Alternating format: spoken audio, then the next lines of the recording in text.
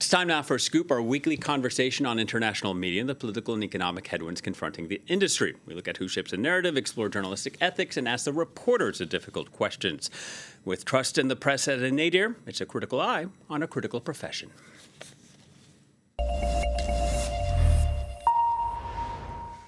Earlier this month, the British government banned two left-wing American commentators from entering the UK. Both Hasan Piker and his uncle Cenk Uygur are outspoken critics of Israel.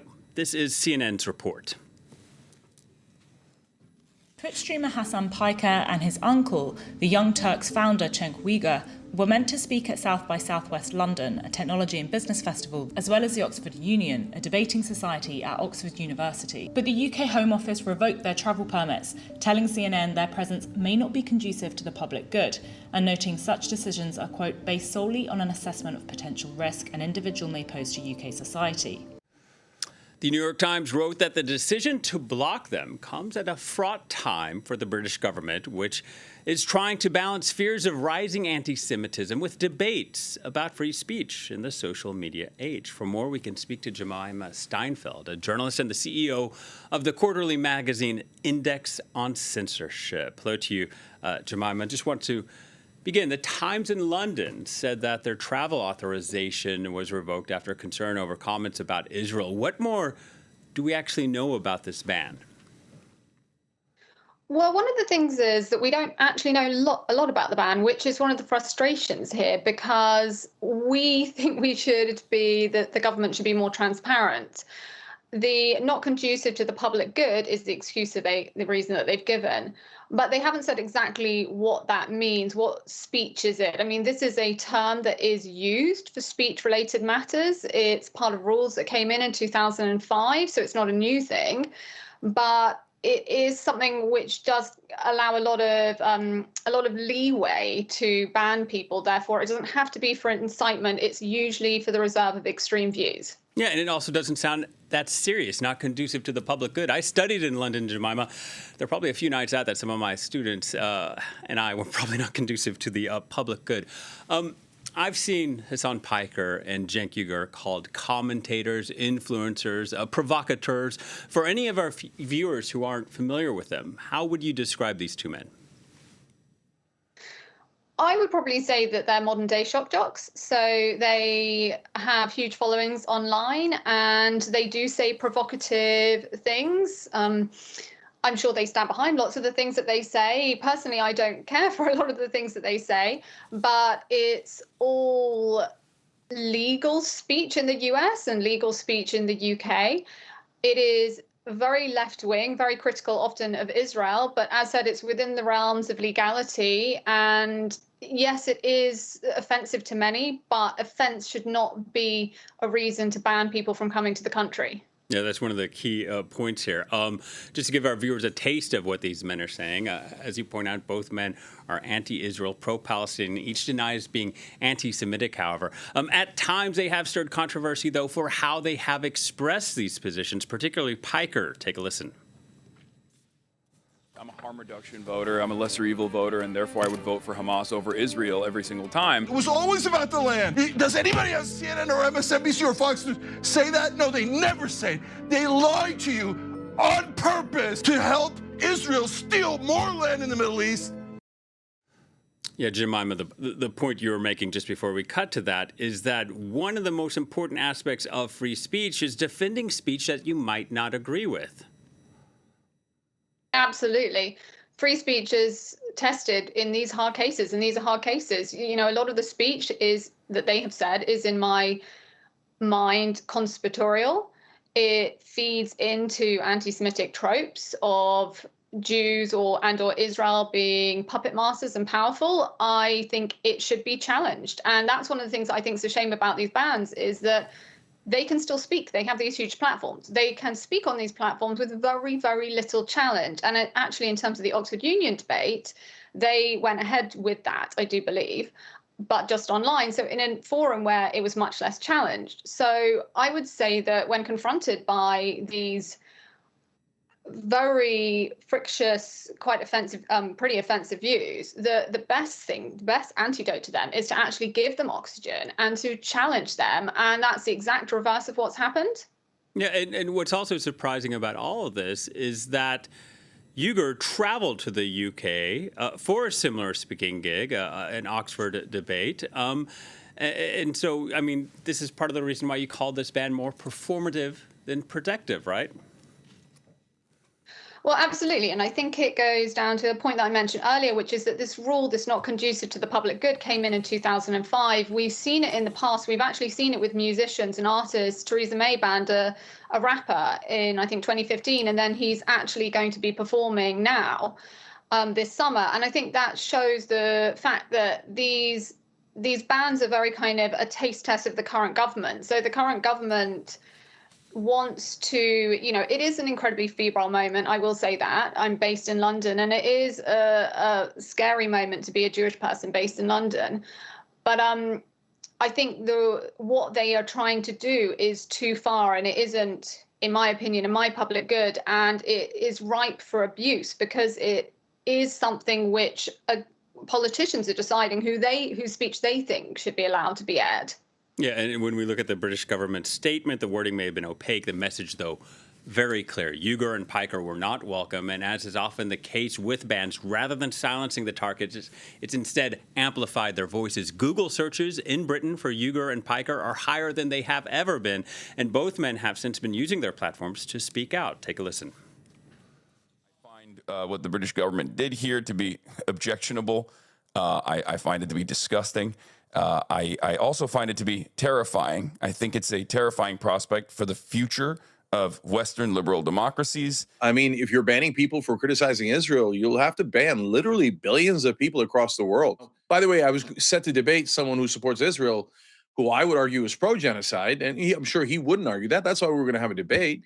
And he's allowed into the country. Jemimah, do you think that this ban got as much media attention as it deserved? Yes, I do think it got as much media attention as it deserved because it was the latest in a string of bans. And in some ways, it felt like the straw that broke the camel's back. So this, setting aside the fact that these rules have been here since 2005, this year alone, we've seen more than 10 different bans. So Kanye West was the first one back in April, and that also received a huge amount of attention. Then we had at least 10 people who were meant to go to the Unite the Kingdom march in May, and they were banned. And I think by the time we got to these two men, people were saying, hold up, this isn't just a one-off. This is now really a pattern. This is really escalating under this current government. So I think it did get exactly the attention it should deserve. And I think we should continue to talk about this because we really don't want to normalize this. Yeah, and what were some of the reactions that you saw over these past 2 weeks that caught your eye from various political figures or other high-profile individuals? Most people condemned it. Most people saw it for what it was, as being illiberal and paternalistic. There were obviously some groups who welcomed it because of the fact that it is this very challenging, tense moment.